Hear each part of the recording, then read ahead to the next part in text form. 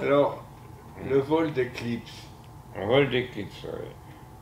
c'est l'anniversaire aujourd'hui, 50 ans. 50 ans, oui. À cette heure-ci, il y a 50 ans, on était en l'air, en Afrique, avec le soleil Ouais. à la verticale. Ouais, ouais, Exactement. ouais, ouais. Mais l'ombre de l'éclipse, ça allait plus vite que nous. À peine. Elle allait plus vite que nous. Vous avez un peu dépassé le Mach, hein? Un peu, légèrement, oui. C'est pas l'affaire. Léger. Oui. Mais j'ai le carnet de vol, alors Ah vous ne oui. pouvez plus dire non maintenant. Ah ben non. Ah non, non. Mais vous n'avez rien vu de l'éclipse parce que vous étiez devant vos cadrans. Non, j'ai rien vu de l'équipe, mais moi personnellement, j'ai rien vu. non. J'étais quand même dans l'ombre. Hein. La luminosité avait nettement changé. Hein. Oui, parce qu'on voyait quand même que le poste était dans le noir. Ah oui, ouais, en principe, oui. Mais c'était pas le noir absolu. Hein. C'était. Ah, pendant la totalité, pas tout à fait, non. Non. 74 minutes, c'est le record. Ah, peut-être.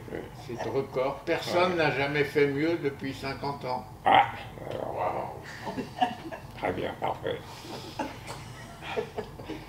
C'est vrai. Ouais, C'est vrai que...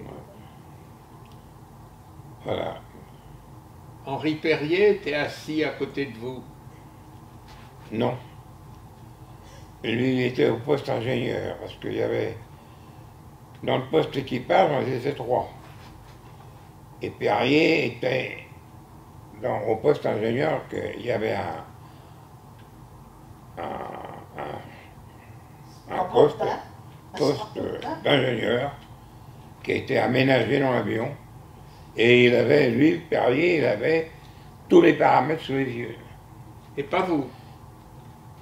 Ben, moi j'avais les miens, hein, mais lui il avait tous les paramètres dans les yeux. Et il pouvait intervenir si on commettait une erreur ou quelque chose était à voir, lui pouvait nous rappeler en nous disant attention, là il y a ça à voir. Ah, mais il intervenait rarement.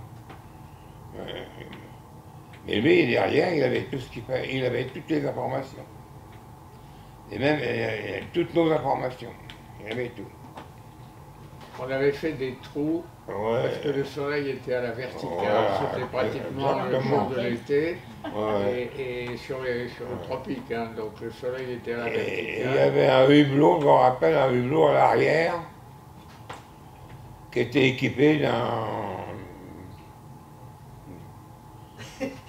d'un équipement spécial. Ah, c'est des moments c'est du travail intéressant. Très intéressant.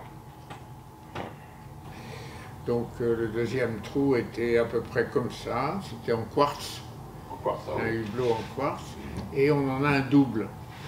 Et on a donné le double au musée. Ouais. Voilà. Donc maintenant le musée est propriétaire de ce double. Et puis après c'était l'infrarouge.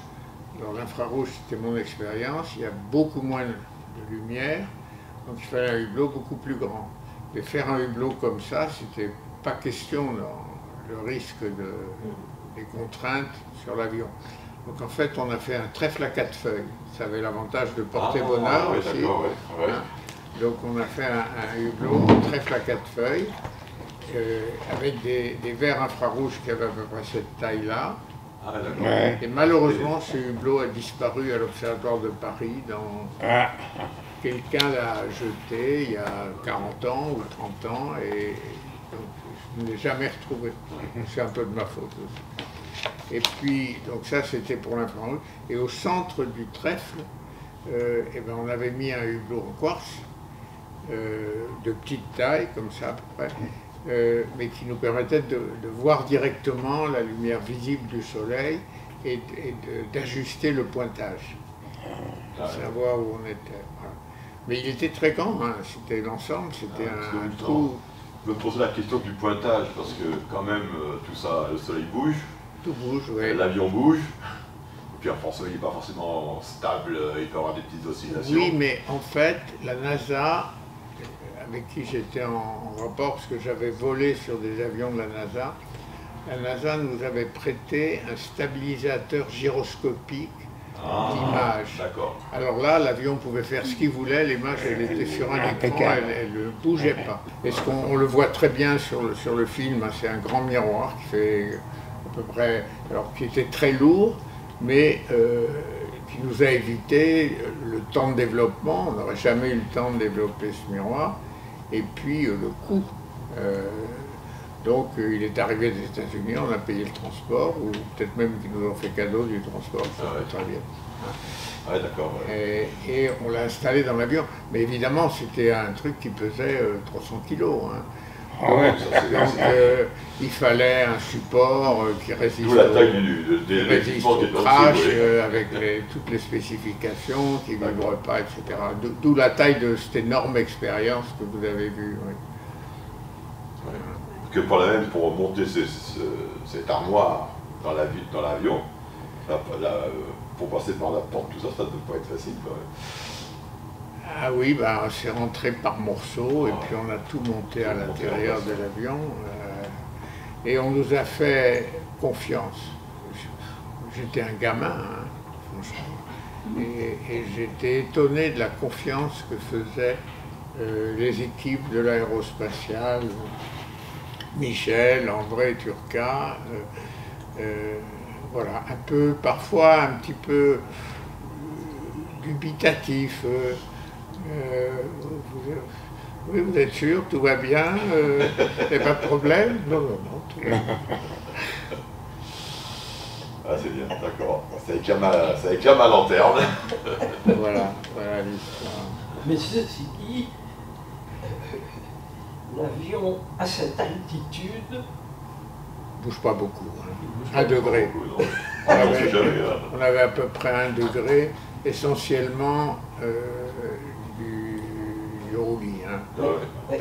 Le lacet négligeable et le tangage inférieur au degré. Hein. Non, mais quand même, des petites oscillations. Mais oui, oui, parce que nous, tout ça, la précision de la mesure, c'était une fraction de minute d'arc. Hein. Ouais, c'est pour ça que je me disais quand même.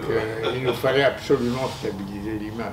Ouais, parce qu'en astronomie, tout ça, les pointages, c'est super fin. Ah oui, donc, c'est comme ça qu'on l'a résolu. Puis alors, l'expérience dont vous parlez, celle qui était à l'arrière, hein, de l'autre français, celle dont l'appareil est au musée, à côté du Concorde, cette expérience-là, il l'a pointée à la main. Ah oui. Donc c'était un espèce de... c'était suspendu, alors il y avait quand même 2 gyroscopes pour donner un peu d'inertie, pour rester un peu inertiel quand même. Ouais. Mais enfin, il y avait 2 poignées, et puis il avait un viseur, et puis il visait comme ça. Il a fait ça pendant 74 minutes. Et il a fait ça pendant 74 minutes.